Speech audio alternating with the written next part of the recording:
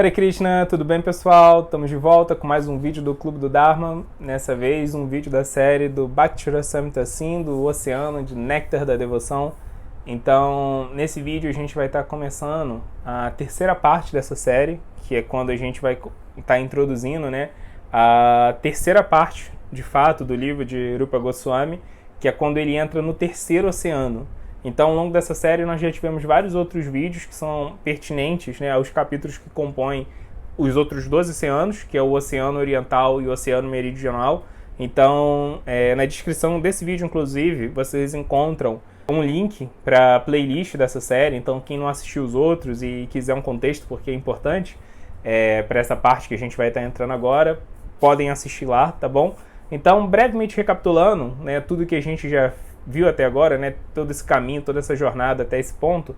Logo no começo do livro, o Rupa Goswami vai falar sobre o Oceano Oriental, a primeira parte do livro, onde ele explica as variedades de Bhakti, as variedades de serviço devocional. Então lá ele explicou, por exemplo, quais são as qualidades de Bhakti pura.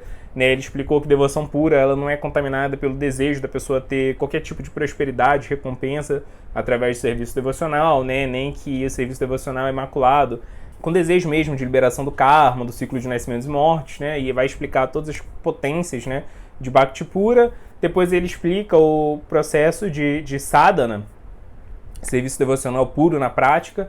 Aí ele explica a bhava, as emoções, emoções transcendentais, toda a psicologia da Bhakti pura, e mostra como que essa bhava, essa experiência direta do contato com Deus, propicia com que a gente consiga de fato alcançar o tão esperado prema, o amor puro por Deus, Então, essa é a primeira parte do livro, o Oceano Oriental, e depois na segunda parte, o Oceano Ocidental, o Oceano Meridional, ele vai de fato começar a elaborar melhor esse tema e vai mostrar como que a gente pode entender o tema de rasa, a psicologia devocional, por trás de bhava, por trás da emoção que nasce do contato com Deus, Então, ele vai explicar, por exemplo, o que são as vibhavas, as anubhavas, sattvika bhavas, vyabhichari bhavas, sthai bhava, todos esses temas são explicados nessa segunda parte, Por exemplo, vibhava são os estimulantes, tudo aquilo que permite com que a gente tenha um tipo de excitação espiritual, tudo aquilo que serve como uma espécie de gatilho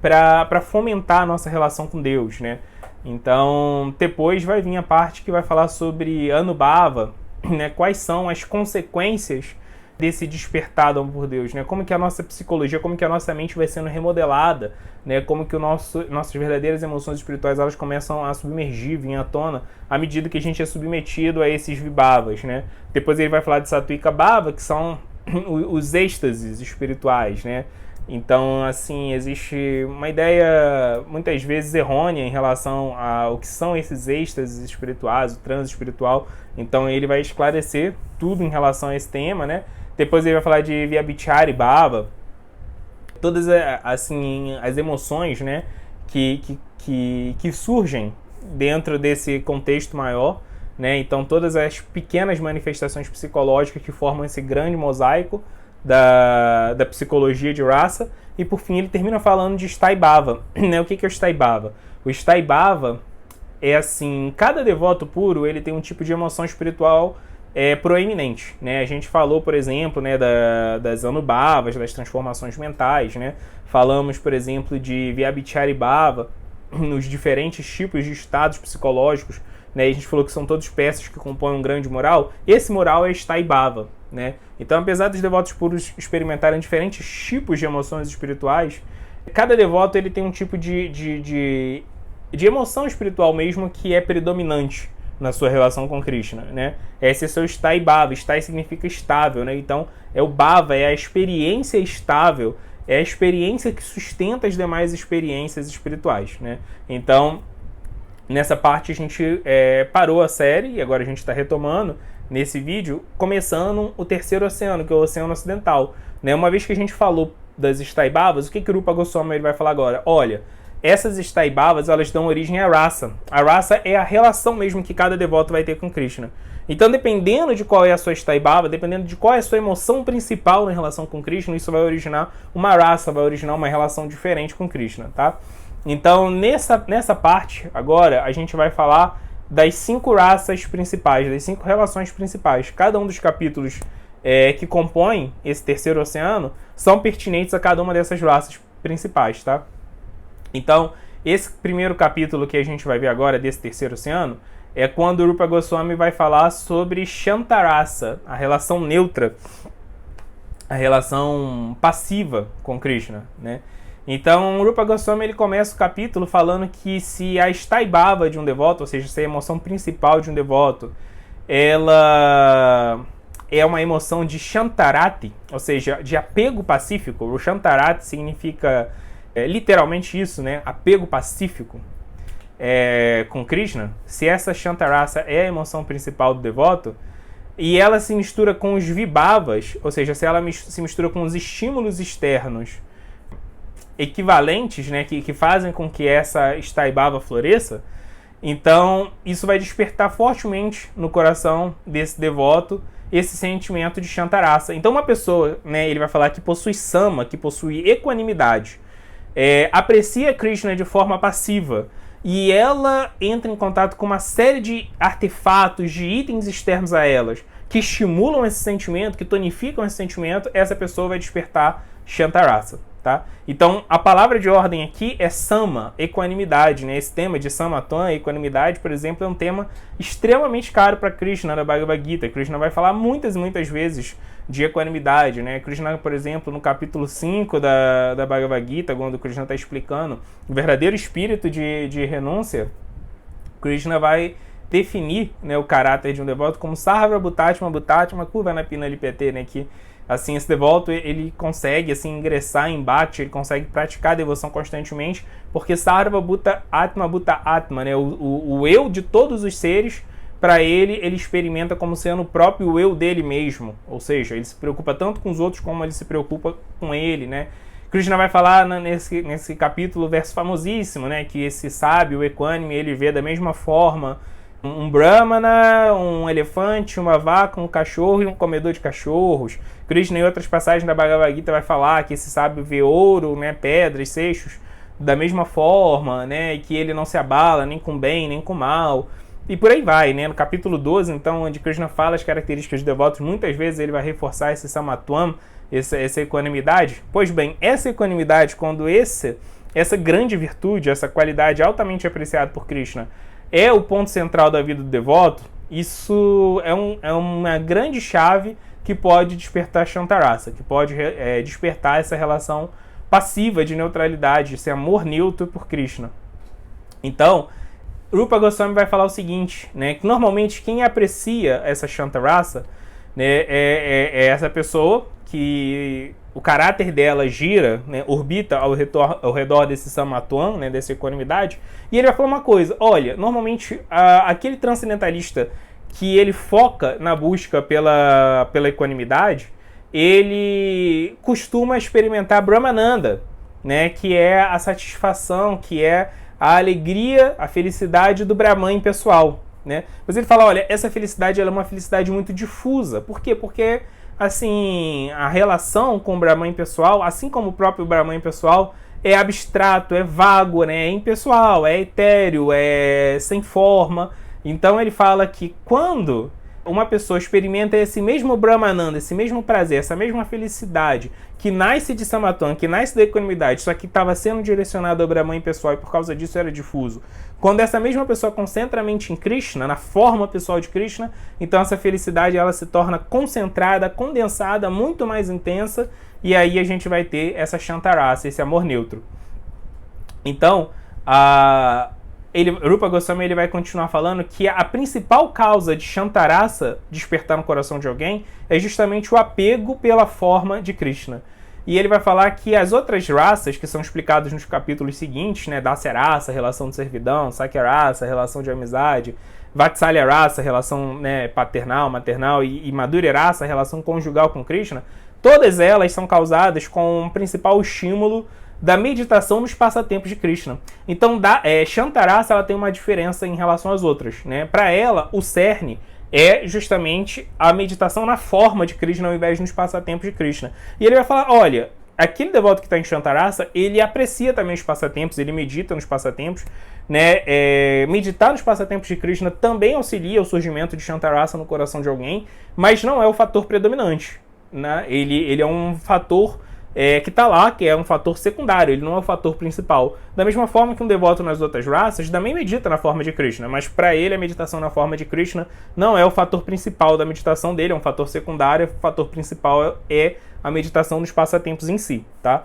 E aí, depois o Rupa Goswami vai falar sobre os alâmbanas, né?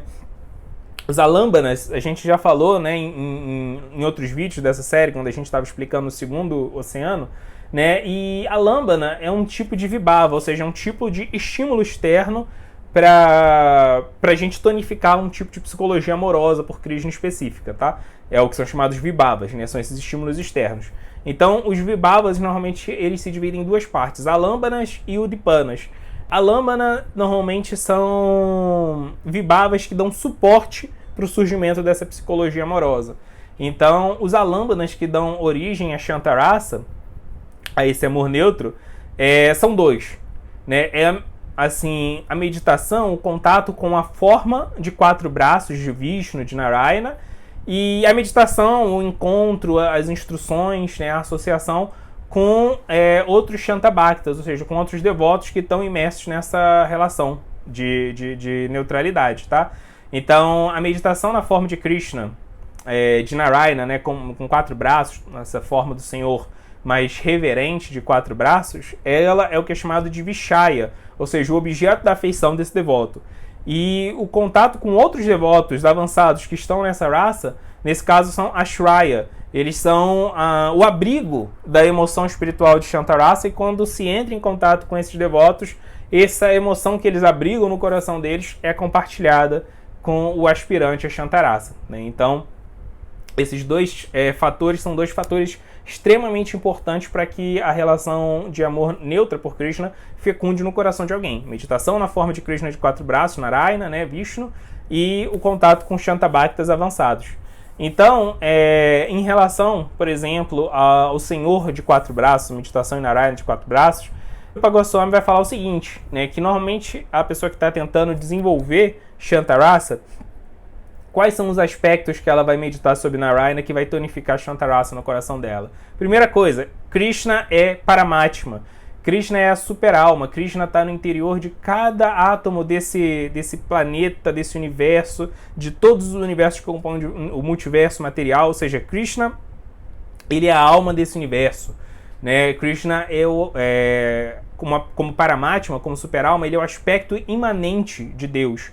Ele que dá vida para esse mundo morto, ele está por trás de tudo. Tudo que a gente olha, tudo aquilo que a gente contempla nesse mundo repousa na super-alma, né? Qualquer coisa que a gente olhar dentro desse mundo, que a gente contemple dentro desse mundo, a gente pode meditar que a super-alma está ali dentro, né? E isso é impressionante, mas não é só dentro do interior, assim, de cada partícula de matéria morta.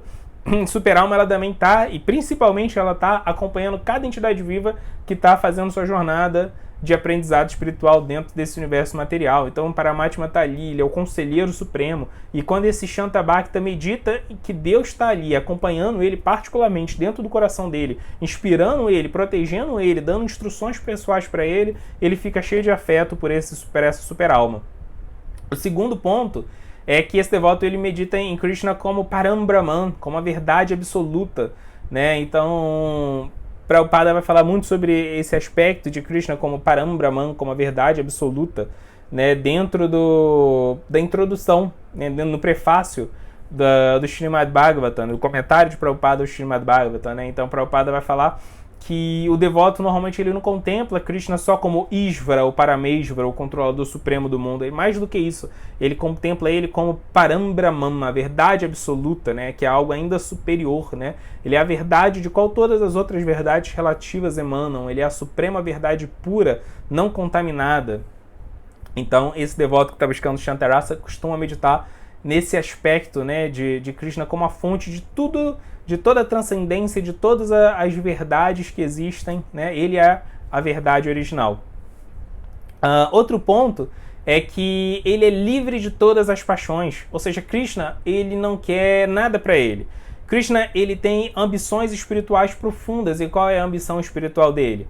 né? Reciprocar amor com as almas puras, mas paixões materiais no sentido de querer conseguir algo desse mundo, ele não tem, né? Então Krishna tem um projeto para salvar as almas todas e para reciprocar amor com as almas por toda a eternidade, né? Mas Krishna ele não tá preso a nenhum tipo de apego pela matéria, né? A paixão ela nasce justamente do nosso apego ao sucesso, à felicidade material e também da nossa frustração com as perdas materiais. E Krishna é totalmente não contaminado por nenhum tipo de sentimento assim. Ou seja, Krishna é a fonte da bondade pura, da bondade totalmente transcendente, da bondade que tem como alvo todas as entidades vivas, né? Aquela bondade que origina misericórdia e compaixão para todas as entidades vivas, né? Então esse devoto que está buscando Shantarasa, ele sente o coração dele acalentado pelo contato com Krishna como a fonte dessa bondade pura, né? Como a fonte dessa pureza imaculada. E aí depois disso, quando ele medita que Krishna é livre, totalmente isento de paixões, então ele vai começar a meditar que Krishna ele é tolerante, ele é puro, ele tem total autocontrole, ou seja, Krishna ele é assim aquele que não guarda nenhuma mágoa, que não busca vingança. Então, assim, Krishna é supremamente tolerante. A gente pode ofender Krishna quantas vezes a gente quiser, a gente pode se recusar a seguir os desejos de Krishna por toda a eternidade e Krishna ainda assim vai estar interessado no nosso bem-estar. O amor de Krishna por a gente não vai diminuir nem um milímetro, nem um pouquinho, só porque a gente ofendeu ele, blasfemou ele, se recusou a seguir sua ordem, seu desejo, né? Krishna é o Senhor, a gente deve obediência a ele, mas se a gente se recusa, Krishna não é afetado por isso. E Krishna ele é eternamente fixo na sua forma espiritual. Essa é a característica seguinte, né, que o aspirante a Shantabhakta ele medita em relação com Krishna. Ou seja, Krishna ele está assim extremamente autossatisfeito dentro da sua forma espiritual, né? E ele está assim regozijando do seu próprio eu, né? A fonte de felicidade de Krishna é o próprio Krishna.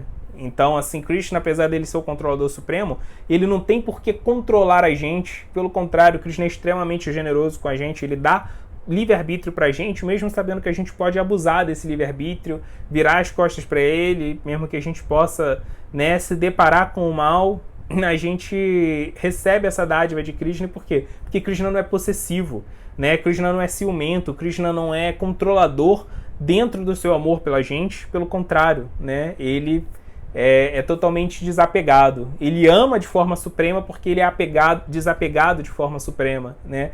E ele sente prazer dentro dele mesmo. Então isso faz com que ele consiga amar de forma pura, de forma completa, de forma infinita, né? Desprovido de possessividade. Ele dota a gente de livre-arbítrio, a gente usa mal esse livre-arbítrio que ele nos deu, a gente viola as dádivas que ele nos concede e ainda assim ele continua nos amando. Mesmo assim ele desce a esse reino material, ele encarna como Avatar, ele encarna como Santos Nomes, ele encarna como a revelação espiritual, ele dota de poder seus devotos puros, envia seus devotos puros, faz todo um projeto, ele guia a história, ele tem um plano completo para nos redimir, para nos salvar, apesar dos nossos abusos, apesar da nossa má vontade, apesar, né, dos nossos pecados, ele continua fixo no seu amor pela gente. Por quê? Porque antes de mais nada ele é fixo nele mesmo, na forma espiritual dele, que é a fonte de todo amor. E aí isso leva à próxima característica que o devoto de Shantarasa vai meditar em relação a Krishna, que Krishna ele recompensa até mesmo os seus inimigos, né? Aqueles demônios que Krishna mata, todos com quem Krishna luta. Quando Krishna mata um demônio, quando Krishna luta com alguém, Krishna o faz por misericórdia, por amor, né? Krishna não faz como uma espécie de vingança, você violou meus mandamentos e agora eu vou te punir, não é isso. Krishna ele nos confronta, Krishna enfrenta os demônios para que na verdade ele possa purgar aqueles demônios do seu egoísmo, do seu karma. Então quando Krishna mata um demônio, ele está liberando ele do karma dele. Quando Krishna entra na nossa vida e quando Krishna nos pune, por exemplo, através da lei do karma, ele não está querendo fazer um tipo de vendetta pessoal com a gente, pelo contrário, é um processo educativo. Krishna está querendo purgar o mal que tem no nosso coração, ele está querendo o nosso bem eterno, né? Então Krishna recompensa até aqueles com quem ele luta e derrota, né? Krishna vai falar na Bhagavad Gita, quando ele está falando para Arjuna no capítulo 4, os motivos pelo qual ele vem nesse mundo, ele fala que um deles é Vinashaya Chaduskritam, ele vem para acabar com os maldosos, né? Mas a gente pode pensar assim que ele vai vir descontar sua ira neles, né? E Krishna de fato experimenta a ira, né? Por exemplo, na forma de Nrsimhadeva, ali é a encarnação da ira divina, mas a ira divina ela é totalmente santa, totalmente bondosa, piedosa, justa, caridosa, misericordiosa, né? Krishna, quando ele está irado, ele não deixa de ser infinitamente misericordioso, e a ira dele é só um outro tipo de manifestação da sua misericórdia, é só para o benefício de quem está sendo alvo da sua ira, né? E finalmente esse devoto de Shantarasa, ele vai meditar que Krishna é maior do que todo o universo, né? Krishna, ele é maior do que a sua criação. Então existe um tipo de mentalidade, né, teológica chamado panteísmo, que vai falar que Deus e o universo são a mesma coisa. Mas o devoto aqui em Shantarasa, ele sabe que não, que o universo, na verdade, é só uma partícula do esplendor divino. Krishna, ele é muito maior do que a sua criação, muito maior do que esse universo, todos os universos do multiverso, maior até mesmo do que Vaikuntha, o universo transcendental. Krishna é maior do que tudo, toda a sua criação. Né? Krishna é a fonte de todo amor e a sua criação é permeada por esse amor. Mas a gente não pode confundir a criação de Krishna com Krishna. Krishna é muito superior a tudo isso. Né? E Krishna, mesmo sendo maior do que todos os universos materiais e espirituais reunidos, mesmo assim ele se torna menor do que o menor, como Paramatma, como a gente tinha falado lá na primeira característica que o devoto de Shantarasa medita, ele se torna menor do que o menor só para acompanhar a gente e redimir a gente, salvar a gente durante a nossa jornada de rebeldia no mundo material. Então, meditando em todas essas coisas, o devoto de Shantarasa, o coração dele vai ficando enternecido, vai ficando cada vez mais apegado por Krishna. Né? Então, esse é o alabana, né, de você meditar em Narayana, de 4 braços, meditar em Krishna. Então, o devoto ele se tonifica espiritualmente por meditar em Krishna.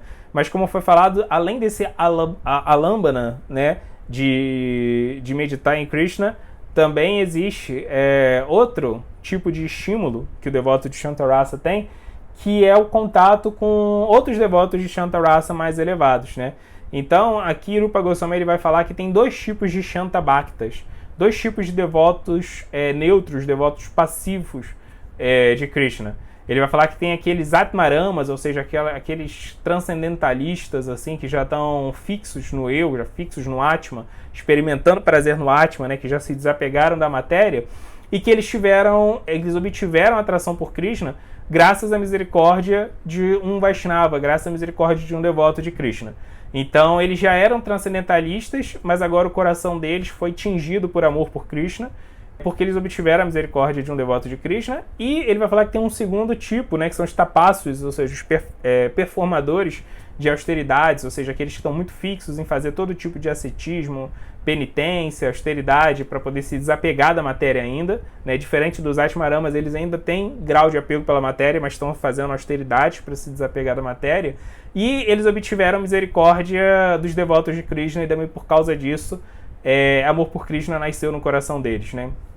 Então são os 2 tipos de pessoas que se tornam Shantabhaktas, que se tornam devotos passivos de Krishna. Nota que nos 2 casos, né, eles obtiveram amor por Krishna graças à misericórdia de um devoto. Não foi porque um deles já era Atmarama, já era um transcendentalista, já tinha se desapegado da matéria, ou porque o outro estava performando grandes austeridades, nada disso. Tá? Performar austeridade vai tornar você, no máximo, uma pessoa estoica, uma pessoa que consegue tolerar o sofrimento, uma pessoa que tem grande dignidade, uma pessoa, né, que tem uma pureza. E o Atmarama, aquele que já é totalmente desapegado, que sente prazer dentro do eu dele, ele é totalmente renunciado. Mas renúncia, penitência, austeridade, nada disso é suficiente para gerar devoção. A única fonte de devoção é o devoto. Né? A única forma de alguém obter devoção por Krishna é através da misericórdia de um devoto de Krishna. Não tem outro jeito, né? Guru Krishna Prasadevai Bhaktilata Bidya, assim, através da misericórdia do mestre espiritual, através da misericórdia de um Vaishnava avançado, que planta no seu coração a semente de Bhakti, e essa semente vai florescer e vai se transformar em amor por Deus. Não tem outro caminho para poder desenvolver Bhakti. Bhakti não pode ser desenvolvido através do nosso esforço, piedade, material, disciplina, nada disso, conhecimento, sabedoria, nada, renúncia, desapego, nada disso já é devoção. Devoção só é gerado por devoção. Devoção que sai do coração de um devoto gera devoção no coração de outra pessoa, tá? Então, sobre esses Shantabhaktas, sobre esses grandes devotos, né, de Shantarasa, Rupa Goswami vai falar aqui que os os Kumaras, os 4 Kumaras, liderados, né, encabeçados por Sanaka Kumara, eles são considerados os principais entre esses, né, Atmarama Shantabhaktas, entre esses que já eram transcendentalistas, totalmente desapegados. E aí, né, os 4 Kumaras, a Rupa Goswami vai descrever eles são famosíssimos entre os Vaishnavas, né, eles são 4 criancinhas que obtiveram, né, de Brahma, eles são filhos de Brahma, obtiveram a bênção de permanecerem eternamente criança para não se enrolarem, né, com as complexidades da vida adulta. Então ficaram criancinhas assim, né, por volta de 5 anos de idade, e a Rupa Goswami aqui descreve, né, que eles são douradinhos, assim, são refugentes, e eles sempre andam quase nus e ficam vagando juntos por todo o universo, né, e eles eram apegados ao Brahman pessoal, eles eram apegados a esse Brahmananda, né, essa alegria que nasce do Brahman, e por causa disso eles eram totalmente Atmarama, eles eram totalmente renunciados, ficavam vagando pelo universo, né, desfrutando do próprio eu deles, assim, curiosos, né, crianças são curiosas, então eles ficavam viajando, curiosos por todo o universo, mas sempre que eles iam nos lugares, eles iam movidos só por esse senso de curiosidade, de olhar toda a criação e contemplar, poxa, por trás de tudo isso existe o Brahman, né, eles não viam, eles vagavam por toda a criação, por todo o universo, por todos os universos, na verdade, mas não se apegavam a nada, não queriam possuir nada, não tinham cobiça por nada, eles eram Atmarama completamente, né? Mas certo dia eles sentiram o aroma da flor de Tulasi que estava nos pés de Krishna. Aí nesse dia o coração deles foi roubado e a partir desse dia eles abandonaram, né, assim, o apego deles pelo Brahman pessoal e passaram a se apegar aos pés de lótus de Krishna. Eles se tornaram Atmarama Shantabhaktas, eles se tornaram esses transcendentalistas que se apegaram à forma de Krishna. E por outro lado, tem o outro tipo de devoto que a gente falou, né, que são os Tapasa Shantabhaktas, ou seja, aqueles que estão performando austeridades ainda. E aí Rupa Goswami fala que é o seguinte, né, que ele já tinha falado lá no começo do Néctar da Devoção, que Bhakti pura é aquela Bhakti que já é livre do desejo de liberação, né? Aqui ele vai falar, olha, esses Tapasa Shantabhaktas, eles são devotos muito avançados, mas eles ainda não se livraram do desejo de liberação. A Bhakti deles não é totalmente pura ainda, né? É uma Gyana Mishra Bhakti, que se chama, ou seja, uma Bhakti maculada, misturada com desejo de liberação. Então eles são avançados, mas assim, a Bhakti deles ainda não é totalmente pura, mas eles adoram o Senhor, eles adoram Krishna assim de coração enquanto eles praticam o processo de renúncia. Então, apesar deles ainda não terem aquela Shuddha Bhakti, aquela Bhakti totalmente pura, igual os habitantes de Vaikuntha ou de Vrindavana têm, eles são muito avançados, tá? E aí, Rupa Goswami aqui dá um tipo de meditação proferida, feita, né? Um tipo de oração que um Tapasa Shantabhakta desses fez. Aí a oração que ele bota aqui é o seguinte: quando terei prazer em viver em uma caverna ou debaixo de uma árvore, usando só uma calpina e comendo raízes e frutas simples, meditando em meu coração na forma refulgente de conhecimento e bem-aventurança chamada Mukunda, que dá a liberação, passando assim todos os meus dias e noites em apenas poucos segundos. Né? Ou seja, aqui esse Tapasa Shantabhakta, ele está desejando, né, que o coração dele se desenrede, né, de toda a ilusão material. Ele quer viver uma vida simples, né, sem nada de complexidade, sem nenhum tipo de complicação que nasce do modo da paixão. Ele quer ver tranquilo, quer ver num lugarzinho ermo, sossegado, né, onde ele não tenha nada que perturbe ele, nada que atrapalhe a devoção dele. Ele vive uma vida frugal lá, comendo só as raízes dele, usando só uma calpininha, né, só uma tanguinha, uma roupa simples, sem nada, né, que desperte nele o sentimento de que ele é superior aos demais, e o coração dele fique leve, o coração dele fique pacífico, né? E é bonito isso é algo para a gente se espelhar, né? Essa é a famosa vida simples, pensamento elevado, que o Prabhupada tanto falava, né? Então, apesar desse Tapasa Shantabhakta, ele ainda está com o coração ainda pendendo pelo desejo de liberação, ele não está tentando conseguir essa liberação pelo próprio esforço pessoal. O que ele falou aqui? Eu quero ter uma vida pacífica, mas para minha mente ir para Mukunda. Mukunda é um nome bem interessante de Krishna, que significa aquele que dá mukti, aquele que dá a liberação. Então ele está querendo a liberação, mas ele está querendo das mãos de Krishna, ele não quer de outra fonte. Então se Krishna quiser dar a liberação para ele, ele vai aceitar. Ele ainda tem essa cobiça, ele tem essa ganância, desejo profundo de liberação. Mas ele quer a liberação que vem das mãos do Senhor e está tudo certo com isso. Tá? Isso não é devoção pura nos termos que Rupa Goswami bota, mas aqui ele reconhece que são grandes almas. Por quê? Porque no fundo eles estão canalizando os desejos que eles ainda têm em Krishna. E a gente vê uma série de exemplos no Srimad Bhagavatam de grandes almas que conseguiram desenvolver amor puro por Krishna por causa disso, né? Dhruva Maharaj, por exemplo, ele nem tinha desejo de liberação, o desejo dele era de recompensa material mesmo, ele queria um reino maior do que o pai, maior do que o avô, ele tinha uma profunda ambição material, mas ele quer isso, ele busca isso das mãos de Krishna. E Krishna o purifica, né? Então esses tapasa Shanta Bhaktas aqui, não confundamos, tá? Apesar deles não estarem praticando Bhakti pura segundo os altos padrões que o próprio Bhakti Rasamrita Sindhu define, são grandes almas também, tá?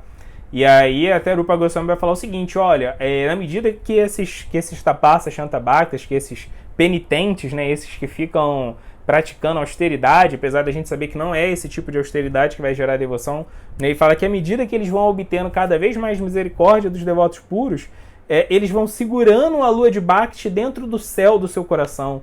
Então Rupa Goswami usa uma construção aqui poética maravilhosa para falar que, olha, eles estão avançando espiritualmente, eles estão bebendo, né, esse néctar que vem de Bhakti, essa profunda doçura que emana de Mukunda, o Senhor que concede a liberação, tá?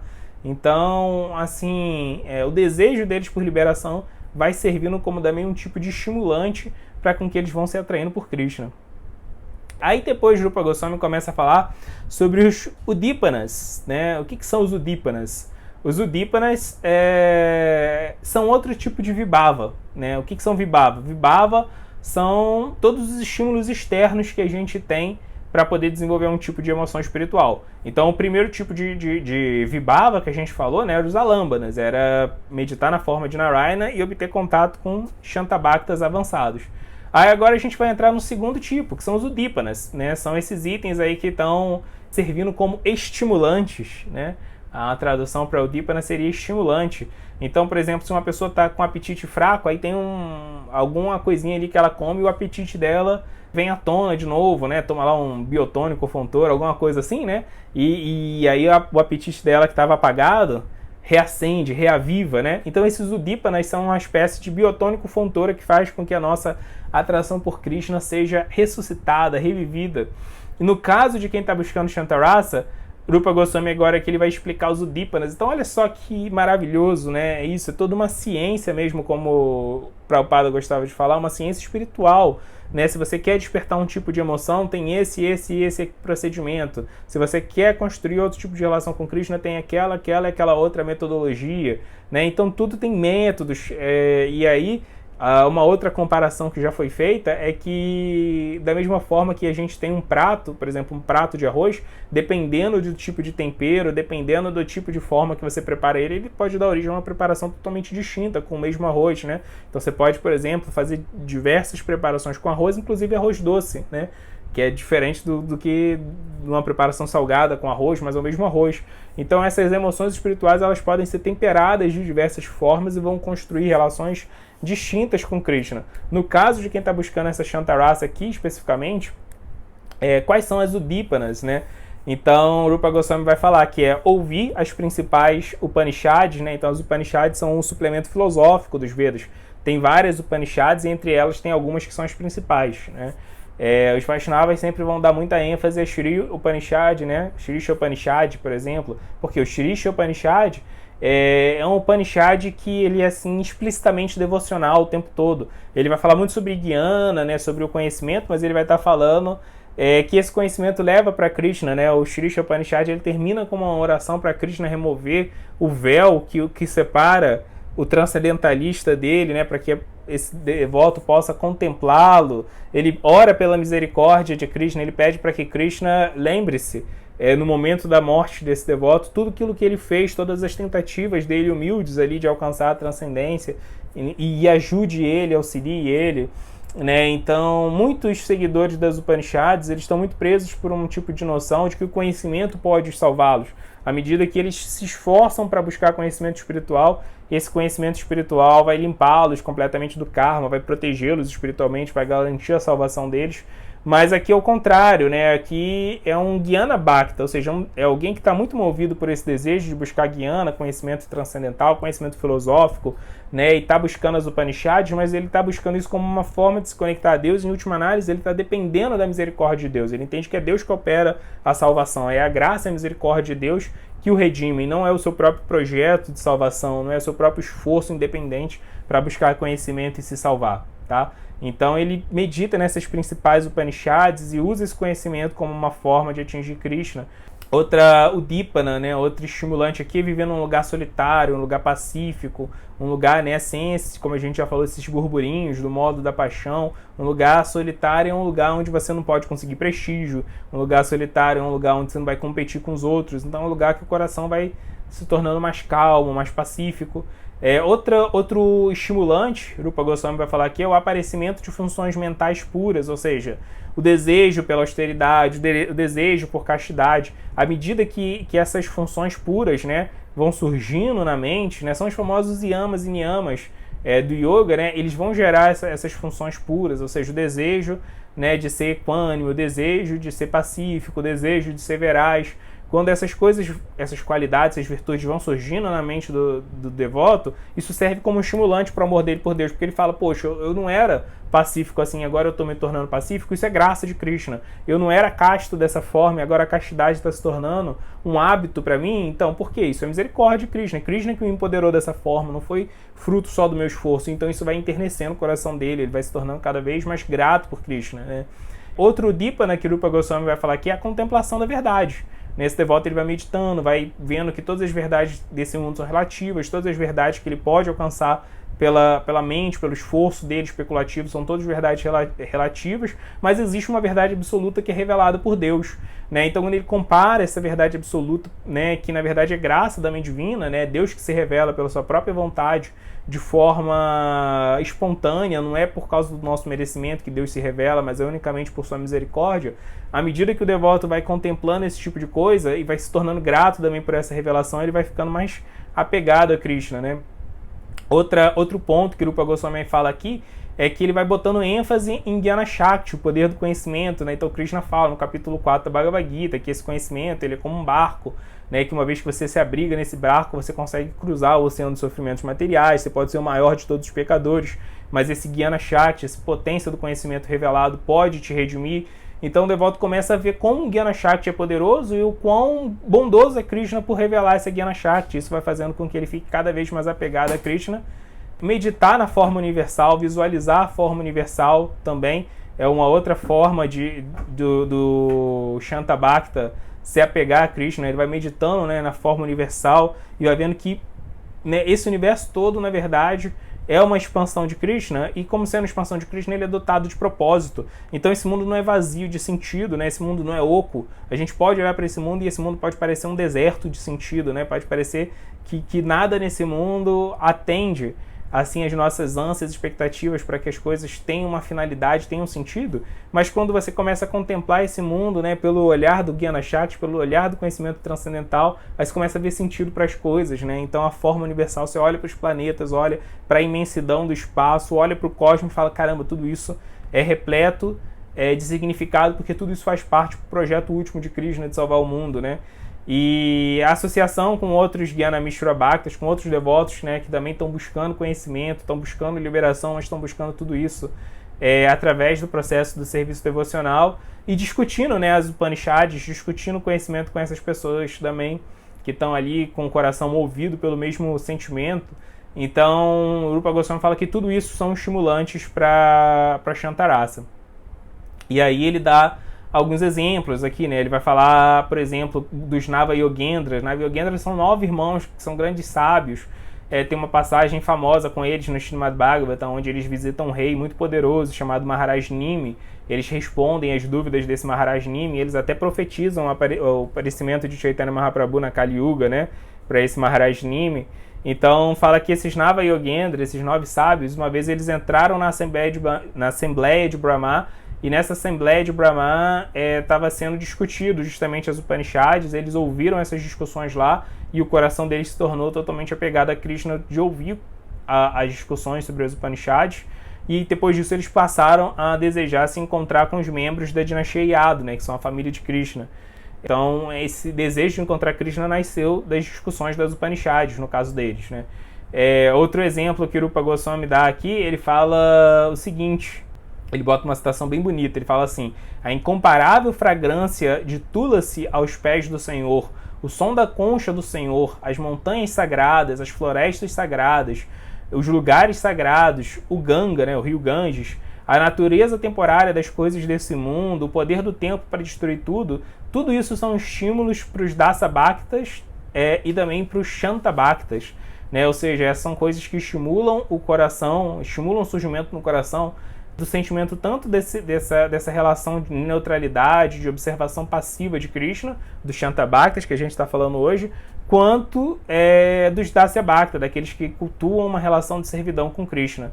Então isso é muito interessante, né? Porque ele fala que são coisas externas, né? Por exemplo, a fragrância da Tulasi, o som da concha, o som do búzio, né? A montanha sagrada, o rio sagrado, os lugares sagrados, você está nesse lugar, sentir o aroma desse lugar, né, sentir, né, com o seu tato a brisa que sopra nesses lugares, ouvir as orações nesses lugares, acalmar seu coração num lugar pacífico, se associar com os devotos que estão nesses lugares, meditar sobre a natureza temporária das coisas. Isso é uma coisa que é extremamente importante, né? Então, à medida que a gente contempla que assim, tudo nesse mundo é tão etéreo, tão passageiro, tão fugaz, tão frívolo, né? O poder do tempo vai destruir tudo isso, a gente vai se tornando sóbrio. Prabhupada, tem uma citação de Prabhupada no Chaitanya Charitamrita que ele fala que um homem nunca fica tão sóbrio, mais sóbrio, do que quando ele está voltando de um enterro, né? Então quando você volta do enterro, você olha e fala, caramba, aquela pessoa morreu, né? Então tudo aquilo que ela se esforçou para ter ganhos materiais, tudo isso, todos esses projetos, onde eles estão agora, estão mortos junto com ela, né? Então nessa hora o seu coração fica sóbrio, né? Então as paixões materiais, elas cedem. Então é importante a gente estar pensando sempre nisso, como por exemplo Yudhishthira Maharaj vai falar, né, que a coisa mais impressionante para ele é que a gente está cercado de morte, a gente vive em Mriti Loka, um mundo que morte é a coisa mais certa de todas as coisas, é a coisa que acontece o tempo todo a gente é bombardeado com notícias, estatísticas de morte, a morte não para de acontecer ao nosso redor, mas a gente não pensa na nossa própria morte, né? Então essa indignação com a morte, eu não quero morrer, eu não quero cultivar coisas que a morte vai roubar de mim, eu não quero trabalhar com projetos, com planos para mim que vão ser todos desfeitos com a minha morte, né? Eu quero a transcendência, eu quero a eternidade. Então esse desejo de buscar a eternidade, essa inconformidade, né, com a natureza temporária do mundo material é extremamente importante para o Shanta Bhakta, para ele buscar esse conhecimento transcendental. E o que é muito interessante aqui é que além dessa meditação, além dessa investigação filosófica, dessa ponderação, né, teológica sobre a natureza da morte, ele está falando de coisas externas, de você estar no lugar sagrado, né? Então, muita gente defende, por exemplo, uma ideia muito platônica da meditação espiritual, que você pode estar só na sua casa, você não precisa de sadhu sanga física. Tem muita gente, né, até devotos de Krishna, que defendem essa ideia, uma ideia assim como devoção como algo desencarnado. Você pode viver só na sua casa, não precisa de um templo, não precisa de uma associação física. Mas Rupa Goswami, ele meio que rejeita essa ideia. Ele fala, não, a gente precisa dessas coisas. A gente está encarnado num corpo que é afetado pelo nosso meio externo. Se a gente não submete os nossos sentidos a coisas espirituais, se a gente não usa nossas tendências de socialização, se a gente não emprega as nossas faculdades cognitivas e os nossos sentidos materiais, o nosso corpo material em atividades materiais, a gente vai acabar empreendendo elas em atividades que são materiais. Se a gente não usa elas para atividades espirituais, a gente vai usá-las para atividades materiais. Então a gente precisa dessas coisas externas, sabe? Um odor, um paladar específico vai sim mudar o nosso coração. Essa ideia, né, muito platônica de que a verdade está só no mundo das ideias, desencarnada, isso não é verdade. A gente adora Krishna. Krishna é um Deus que encarna nesse mundo, encarna na forma da deidade. E a deidade, ela é adorada, ela é banhada, ela é perfumada. Krishna encarna na forma da prasada, que é saboreado com a língua. Krishna encarna na forma dos santos nomes, né, que são ouvidos. Krishna encarna na forma do quê? De sadhu sanga. A Assembleia dos Devotos é um tipo de encarnação de Krishna. Krishna encarna na forma do Srimad Bhagavatam, que não é só uma revelação teórica. O Srimad Bhagavatam, ele tem uma métrica, ele tem uma poesia muito específica, né? Então, assim, não dá para desencarnar, não dá para separar Krishna desses elementos. Tudo isso são estímulos, sim, para a devoção por Krishna. Isso é o que o grande filósofo e teólogo cristão James K. Smith chama de liturgias culturais, né? Ele fala que se sua devoção é uma coisa só filosófica, teórica, ela não vai ter muito efeito, porque, na verdade, nós somos movidos por sentimentos, e sentimentos eles estão profundamente ligados, né, ao que se passa no nosso cérebro, e o nosso cérebro está profundamente ligado àquilo que se passa no nosso corpo. Então, assim, a devoção ela não tem que se manifestar só através de ideias, ela tem que se manifestar através de coisas físicas. Essas pequenas liturgias, esses hábitos, essas coisas que bombardeiam, estimulam os nossos sentidos de forma espiritual que a gente faz no dia a dia. Então, são essas liturgias culturais, elas são importantes, né? Mesmo para o Shantarasa, mesmo para esse sentimento neutro, mesmo para ele precisa desses estimulantes externos, né? E o que são os anubhavas, né? Ou seja, quais são os efeitos dessas emoções espirituais que estão relacionadas com Shantarasa? Aí Rupa Goswami vai falar que o que acontece, né, quando a pessoa começa a desenvolver Shantarasa. Ele dá uns exemplos, ele fala, ela começa a olhar fixamente para a ponta do nariz, então aquela coisa bem de meditação mesmo, né? A pessoa começa a ficar introspectiva, meditando, se comporta como um renunciante, caminha olhando o chão 4 metros adiante. Isso é muito interessante que ele fala aqui, né? Ou seja, ele olha assim à frente, essa linguagem que o Rupa Goswami está querendo dizer aqui, que ele se torna uma pessoa introspectiva, observadora, ele passa a tentar ver Krishna nas coisas, né? Então ele está sempre olhando, contemplando esse mundo com um certo distanciamento. Por quê? Distanciado porque ele já está com o coração vazio de apego material, ele não está mais afetado pelo mal da paixão, mas com um senso de curiosidade. Por quê? Porque o devoto tem curiosidade com esse mundo, ele tem um tipo de interesse sim por esse mundo, ele não tem um interesse possessivo do materialista, mas ele tem um interesse sim por esse mundo. Por quê? Porque ele vê que Krishna está nesse mundo, Krishna é a super-alma, então ele tem um tipo de interesse desapegado, mas tem um tipo de interesse. Aí ele fala aqui que o Shanta Bhakta, ele normalmente começa a naturalmente fazer o Gyana Mudra, né, que é essa postura aqui de você unir o polegar, né, e o indicador, costuma fazer esse mudra do conhecimento, né. Então, dentro do contexto cultural, né, védico, esse mudra é feito por quem está tentando buscar conhecimento, introspecção. Aí ele fala coisas bem interessantes. Ele fala, esse devoto que está em Shantarasa, o caráter dele é marcado por uma ausência de ódio. E ódio não só... Ele é ausente de ódio, o coração dele está vazio de ódio, não só pelos inimigos dele, mas também pelos inimigos de Krishna.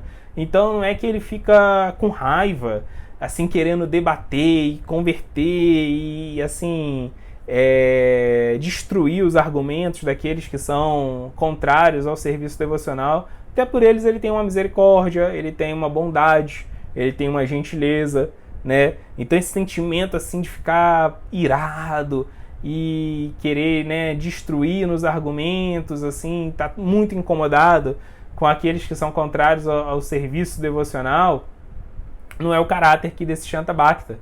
Ele quer ser bondoso com essas pessoas, quer ser misericordioso, ele pode até enfrentar elas em argumento, mas vai fazer isso com muita generosidade, sem ânsia, sem paixão material. Às vezes a gente mistura coisa, né?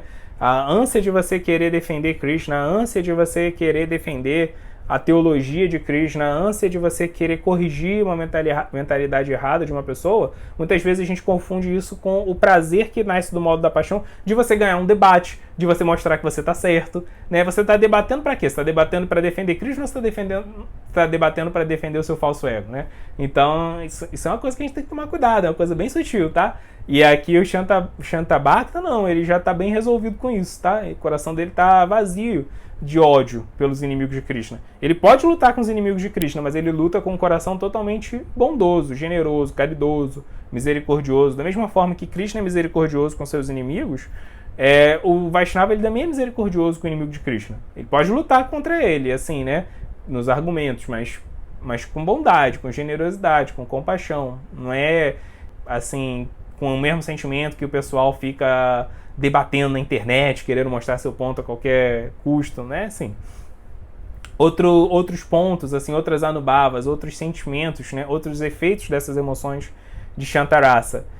Ele vai falar que esses devotos de Shantabhaktas, eles mostram grande consideração, grande apego pelo Siddhanta, ou seja, pela teologia, né? Porque eles entendem que o conhecimento revelado é aquilo que causa a destruição final do cativeiro material.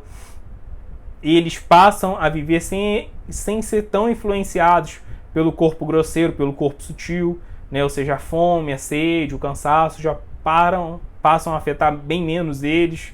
Eles são marcados por uma indiferença, pelo modo da paixão, pelos ganhos materiais, né? Não tem possibilidade, falta de falso ego, são muito silenciosos. E aí uma coisa interessante, né? O último Anubhava, que Rupa Goswami vai falar aqui, é que esses devotos em Shantarasa, eles não têm grande apego em viver na companhia dos outros devotos. E olha só, não está falando que eles não querem viver na companhia dos outros devotos, mas eles são pessoas silenciosas, são pessoas mais introspectivas, mais na delas, então elas vivem em ambientes mais introspectivos. Então elas não têm essa necessidade de estar o tempo todo em companhia assim, com os outros devotos. Mas não fala aqui que eles não querem ou que eles não desfrutem disso. Só fala que eles não têm na mesma intensidade que os outros devotos. Esse é um ponto importante. Devotos em outras raças sentem muito mais intensa a necessidade de estar junto com os outros devotos. Esses aqui têm. Eles só não têm na mesma intensidade, tá? Porque eles, por natureza, são mais introspectivos.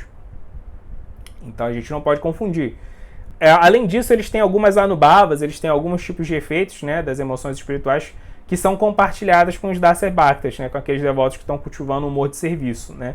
Então, eles bocejam, tem essa coisa de estar sempre bocejando, eu não sei porquê, eu sinceramente não sei porquê, mas o bocejo já foi explicado como sendo uma anubhava no segundo oceano, né, então eu não sei muito bem como que é isso, mas fala aqui que eles bocejam quando eles estão meditando, é uma coisa bem curiosa para mim, eu também não sei explicar o porquê disso.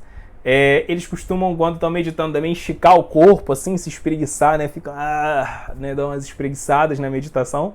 Também não sei o porquê disso.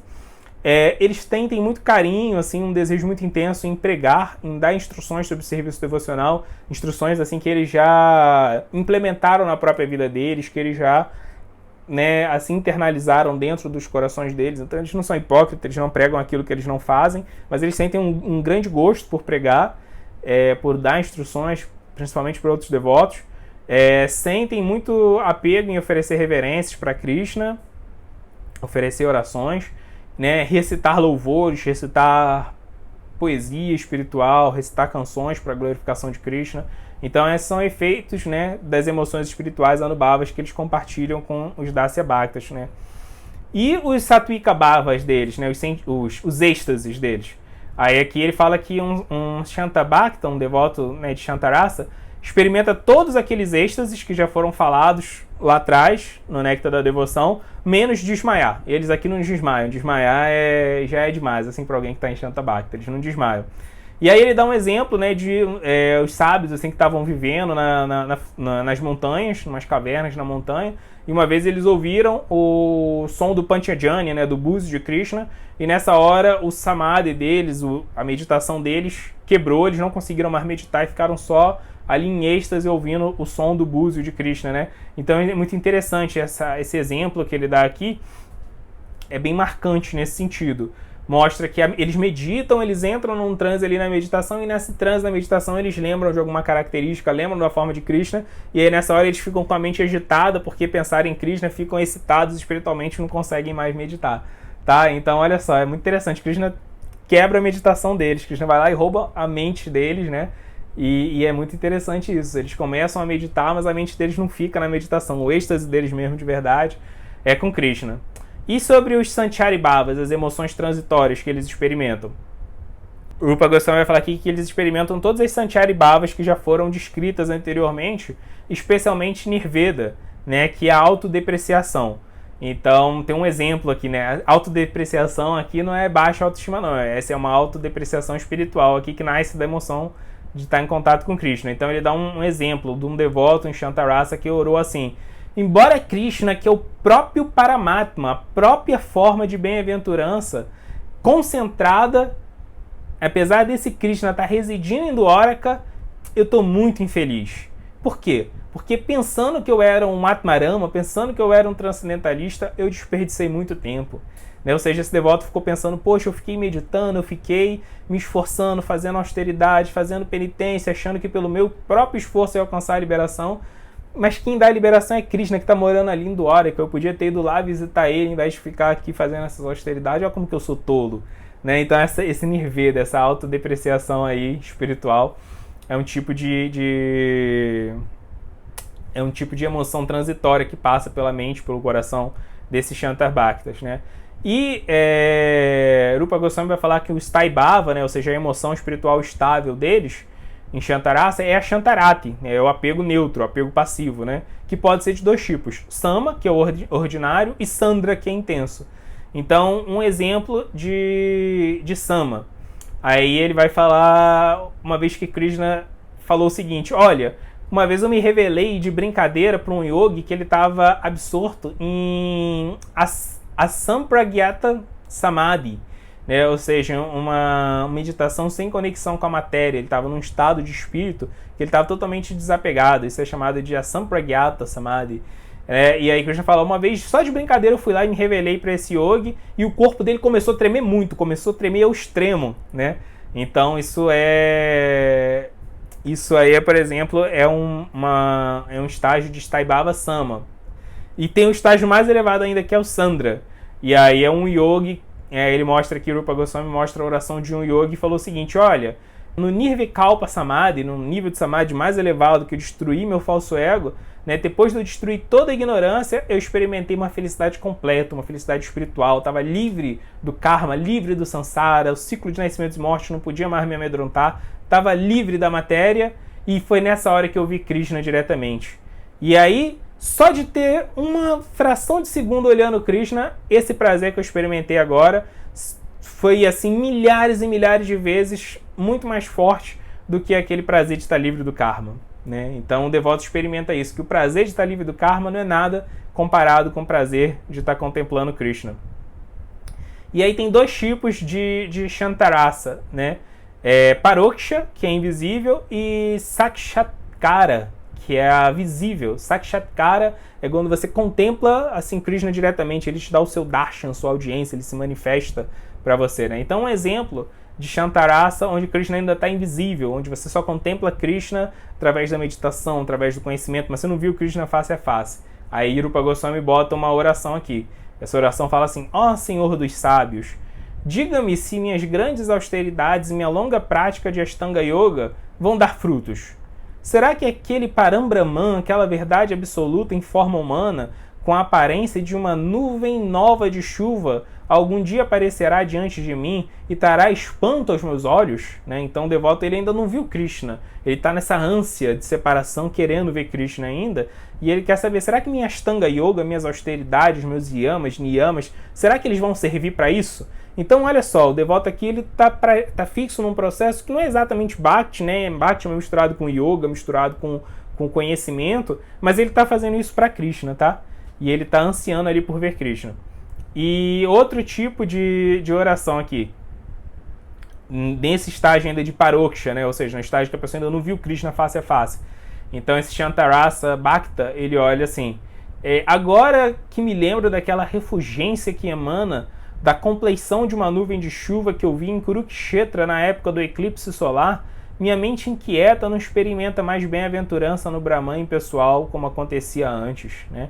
Então esse era um transcendentalista que estava sempre meditando no Brahman impessoal, e um dia ele viu Krishna assim só de longe, só viu a refulgência de Krishna, ele não viu Krishna pessoalmente, ele só viu aquela refulgência de Krishna, e aquilo assim, já assombrou o coração dele de tal forma que agora ele não consegue mais pensar no Brahman pessoal, porque toda hora aquela lembrança da refulgência de Krishna vindo daquele corpo que ele viu de Krishna distante, né? Aquele corpinho ali na forma de uma com a cor, com a tonalidade, né? Com a tez de uma nuvem de chuva, aquilo ali já assombra a mente dele, ele fica carregado espiritualmente, já não consegue mais nem se concentrar, né?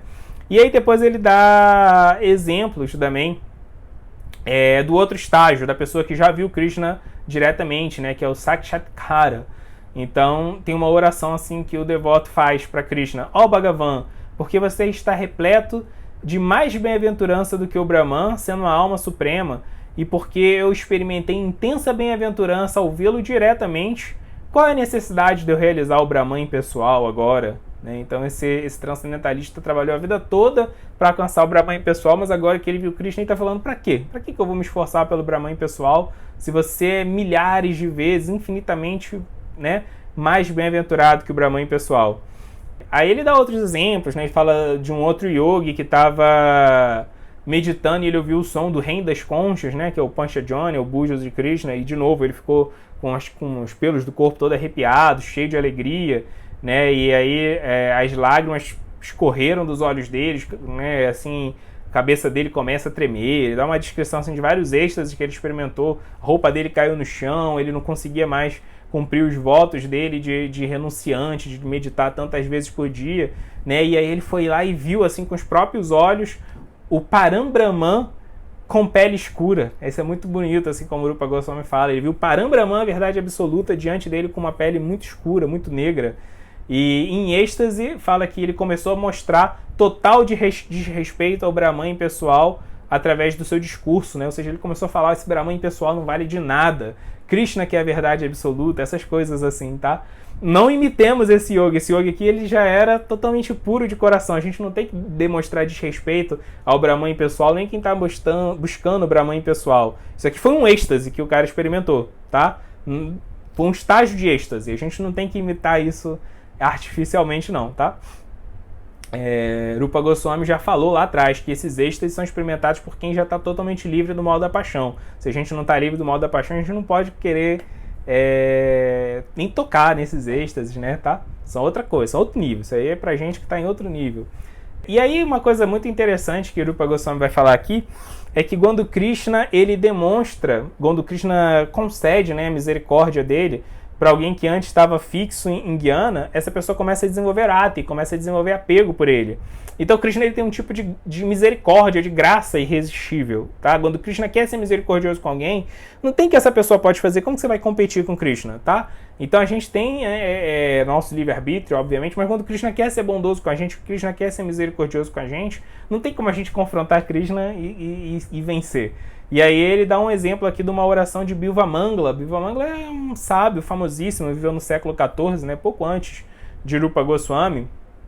E ele era um brahmana, assim, de uma família muito respeitável. O que aconteceu com ele, né, que ele se apegou a uma prostituta chamada Chintamani, se apaixonou por ela. E ele fazia de tudo para estar junto com essa prostituta.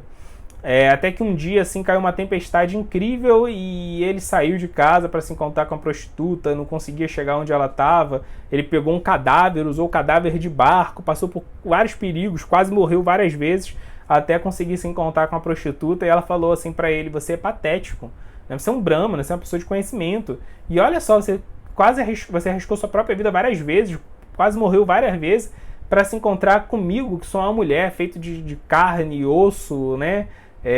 Uma mulher que vai morrer, que vai envelhecer, que vai ficar feia daqui a pouco quando morrer, vai virar só um cadáver, né? Você tinha que estar se apegando a Krishna, que é a fonte de toda a beleza espiritual, mas você se contenta em se apegar a um cadáver, um corpo morto, porque você nem me ama de verdade. Se você me amasse de verdade, você me vê como alma espiritual, mas você tá, verdade, apegado ao meu corpo, que é bonitinho agora, mas daqui a pouco vai ser só um cadáver, né? Você é patético. Na hora que ele ouviu isso da boca da prostituta, o coração dele, assim, pesou e ele falou: caramba, o que eu tô fazendo com a minha vida, né? E ele se tornou um super renunciante naquele momento. E depois ele tava vagando por uma floresta, ele sentiu fome.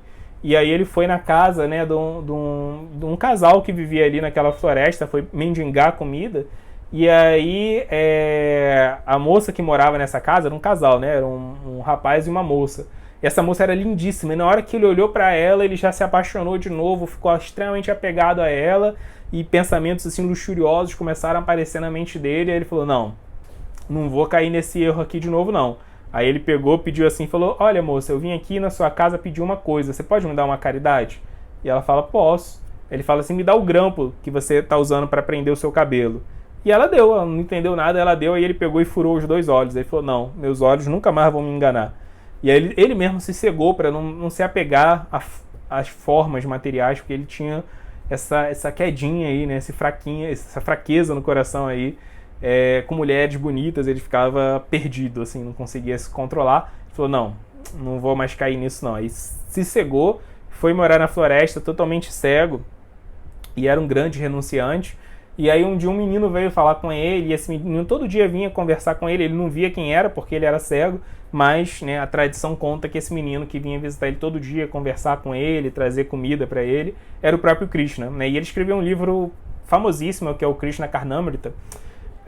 E aí é que Bhivamangala Thakura ele ora assim da seguinte forma. Rupa Goswami cita uma oração de Bhivamangala Thakura: embora eu fosse respeitado pelos seguidores de Gyana e adorado por eles no trono da realização da bem-aventurança do Brahman, ou seja, ele era um grande transcendentalista apegado ao Brahman pessoal, ele fala: fui transformado à força em uma serva pelo namorado astuto das vaqueirinhas, né? Então, assim, Krishna forçou ele a virar um devoto. Krishna todo dia ia lá, conversava com ele, com a lábia dele. Krishna mudou o coração dele e ele deixou de ser um grande transcendentalista Brahmananda, né, que estava apegado ao Brahman pessoal, e se tornou um Bhakta, um devoto mesmo. Ele fala: não fui eu que quis isso, foi Krishna que fez isso comigo. Pela misericórdia dele, ele foi lá e me fez virar devoto à força. Agora eu sou, dentro do coração de Bhivamangala, agora ele era uma gopi, ele era uma serva de Krishna. E aí Rupa Goswami vai citar também o caso aqui de Shukadeva Goswami, né, o famoso orador do Srimad Bhagavatam, filho de Vyasadeva, que era também, desde o ventre, ele era um grande transcendentalista Brahmananda também, apegado ao Brahman pessoal, mais pelo contato, mais pela misericórdia de Krishna, né, e dos Vaishnavas, assim, as impressões de Gyana, né, as impressões do conhecimento, assim, esse desejo de buscar conhecimento e liberação, foram abrandadas no coração dele. Então também acontece isso, quando um devoto, quando Krishna sente muita misericórdia, né, por um Gyani, assim, uma torrente de bhakti inunda o coração desse Gyani. E muitas vezes, quando Krishna dá sua misericórdia, ela é irresistível, a pessoa se torna um devoto mesmo.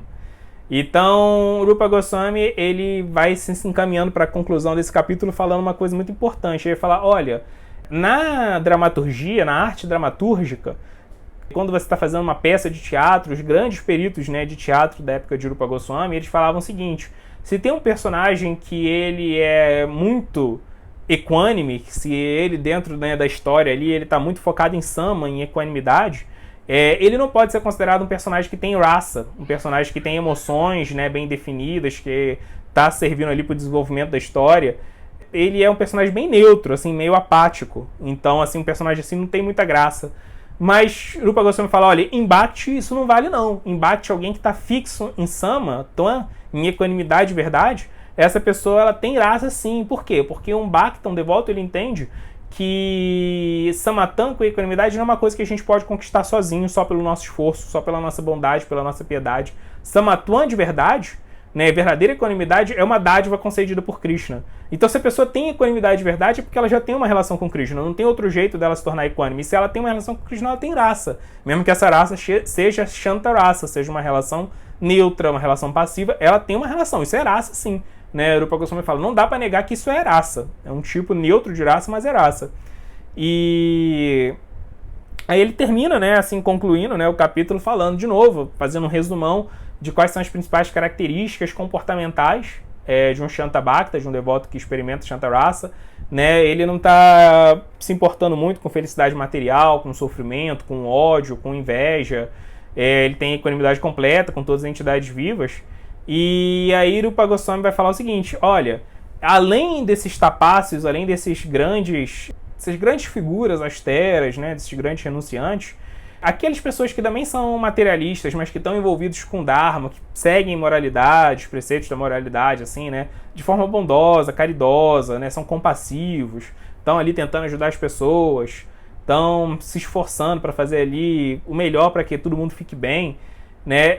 Quando essas pessoas elas se tornam desprovidas do sentimento de que elas são a fonte da caridade, da piedade, da moralidade delas, quando elas entendem, poxa, se eu sou caridoso, moralista, piedoso, bondoso, estou fazendo bem para as outras pessoas, estou fazendo serviço social, essas coisas todas, né? Estou cumprindo meu Dharma, mas eu estou fazendo isso tudo porque Krishna está me empoderando, porque Krishna é a fonte de tudo isso, Krishna é a fonte da minha caridade.